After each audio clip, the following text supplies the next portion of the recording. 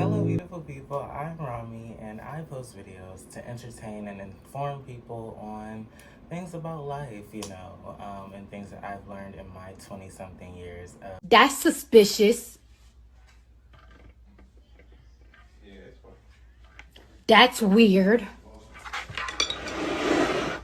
of living.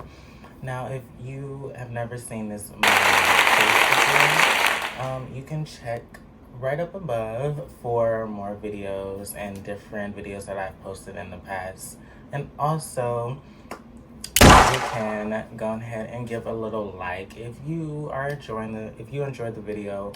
Throughout the video, just leave a like, or you can comment. Let me know if something resonated with you, or let me know your story. Let me know something about you. Tell me you have a dog. I have a dog.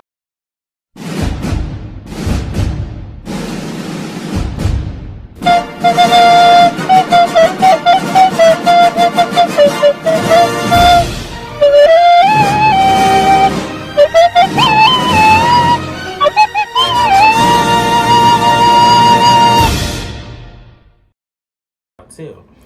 So yeah, also subscribe. This is a safe space. This is a safe space to talk, a safe space to just get things out, and also just to escape from the craziness of reality. But with all of that long intro done, let's get right into this video.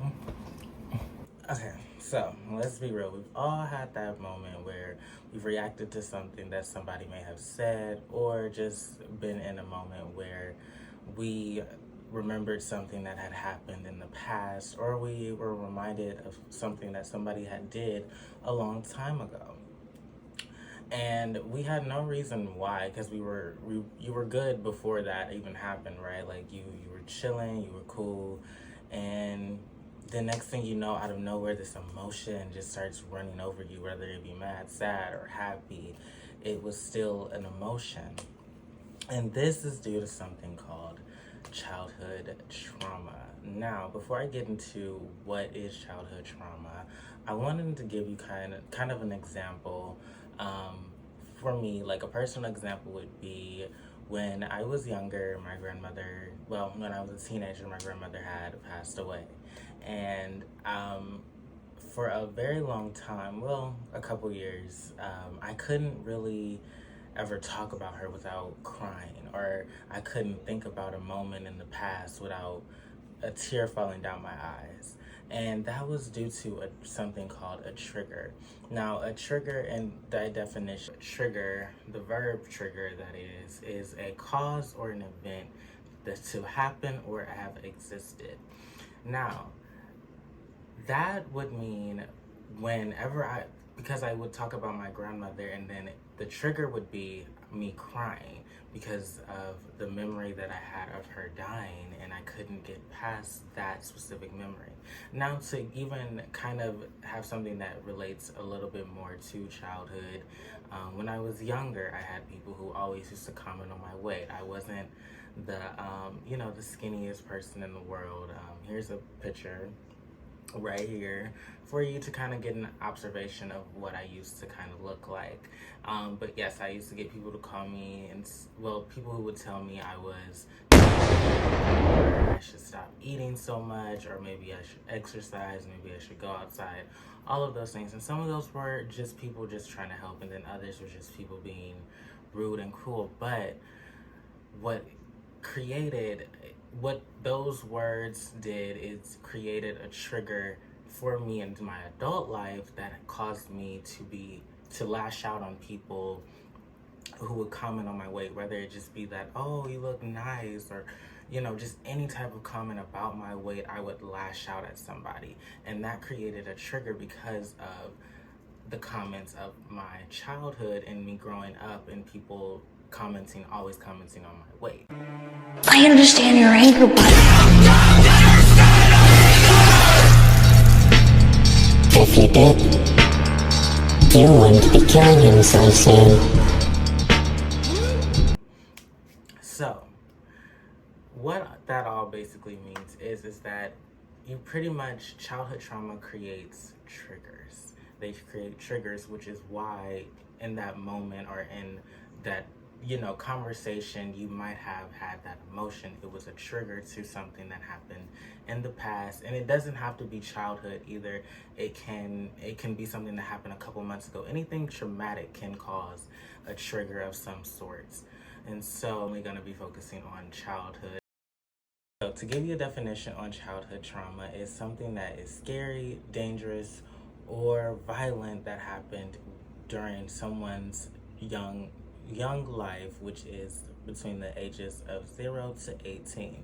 So that means that if you were bullied in high school, right, that's something that's traumatic, and that's something that happened to you in the ages between 0 to 18. And for me, like, people commenting on my weight, that was when I was like way younger, like a little kid. And that created a trigger for me into my adult life. Also, my grandmother dying, I was maybe 16, 15 at the time, so that was still in that range of having childhood trauma. So anything that happened in between those age ranges can cause you to have a trigger in your adult life, because that was Fuck wrong with these niggas, bro. Bro. I wish I had my motherfucking fuck. I kidnapping van. Kidnapping van all in a motherfucking way. Go kidnapping van. Go kidnap somebody. Bitch, in my way. Bro, that's really bogus, bro. Don't give a fuck. Nigga, these niggas in my mama way. Stupid ass shit. Stop fucking creating new and safe spaces. You're creating spaces for yourself, and you're trying to figure out who you are as a person during that time, even beyond that. But you're kind of having you're trying to get some type of understanding during those ages. So something traumatic can cause you to have a trigger, because you're taken back to that place in that moment. So like when someone would comment on my weight, I would get taken back to that place in that moment when I would have people tell me I was too big, or I would eat too much, and hence why I would lash out. Or me talking about my grandmother would cause tears, because I was taken back to the moment when I lost her. So yeah, those are triggers, and that's what a trigger does to you. Now, I get it. You're probably like, okay, since I know these, how do I identify, how did I find my triggers, right? How do you find your trigger? It's not as easy as simply just coming up into conversation or paying attention to yourself. You do have to do those things, but it also takes research, and you are doing the first part, which is researching. You found this video, so you at least know that you have some type of idea of childhood trauma. You might not even know what exactly it comes from or where it originates from, but research is the key aspect. I did not even know what a trigger was or what childhood trauma was until I decided to do my own research about it, and I had different people come to me and talk to me about it. But the start is research. And then secondly, you definitely have to look within yourself. You have to pay more attention to how you react to things. Ask yourself, like, think about a moment where you might have lashed at somebody, but they might not have did anything too bad to you. Like, it might not have been something that was unforgivable or even cause for that reaction. Maybe you cried. It don't matter, but this is because of something somebody said, or just anything. Like, the things that you went through cause you to react in that way, right? But the person that you reacted on, or even the situation that you reacted on, like maybe you went back home and you felt that anxiety again that you felt as a kid. Focus on those things. Really dive deep into yourself and try to ask yourself, like, why were you feeling like that? What made you feel like that? Ask yourself those questions. You have to talk to yourself a lot during that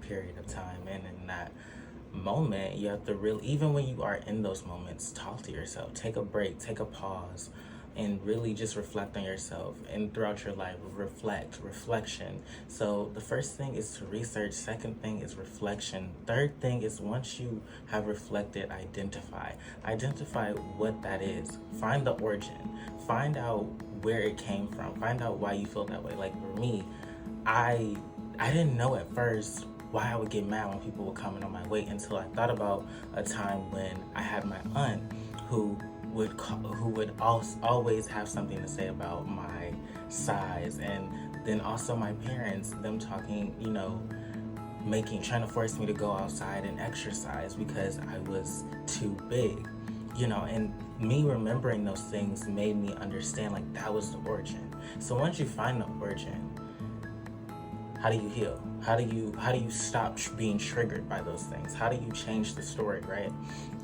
I'm sorry, I kind of gave you the answer, but yes, it's to change the story, change the narrative, okay? Understand that yes, that happened, and yes, you felt that way, but don't let that be your truth. For me, I had to keep telling myself, I had to get affirmations about my weight. I had to wake up and tell myself, you're perfect in any size that you're in.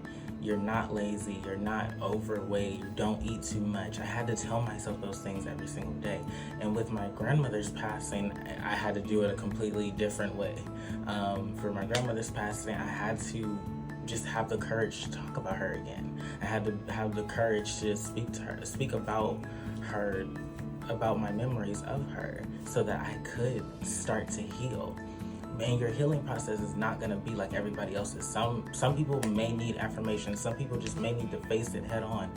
Some people may need to just take a break from others and just reflect on themselves. Some people may need to go to therapy, and that's perfectly fine. Do whatever you need to do to help yourself, you know, in your research and your identifying and your reflection and every single step and phase.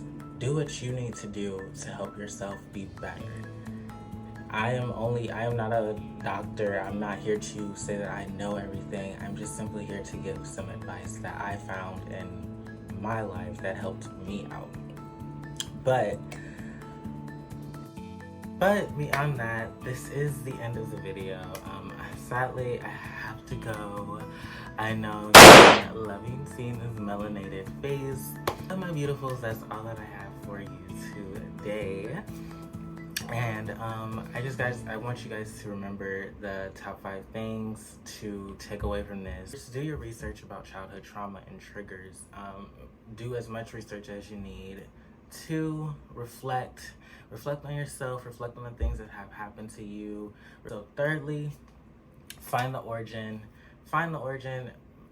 figure out where that trigger came from, figure out where. Fourthly, heal. Start your healing process. And no, none of this is going to be easy. I'm going to tell you guys that too as well.